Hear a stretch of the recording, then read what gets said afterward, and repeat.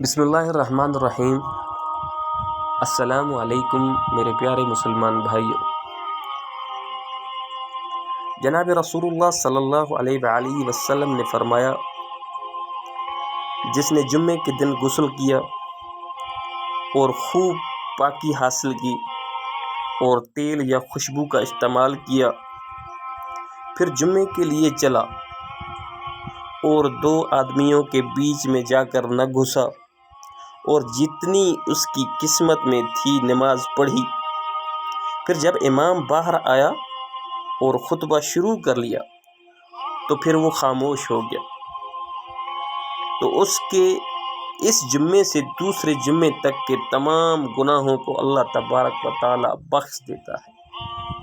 سبحان اللہ، سبحان اللہ۔ اللہ پاک ہمیں جمعے والے دن غسل کرنے کی اور اپنے جسم کی صفائی کرنے کی اور تیل اور خوشبو لگانے کی توفیق نصیب عطا فرمائے اور ان احادیث پر عمل کرنے کی توفیق نصیب عطا فرمائے۔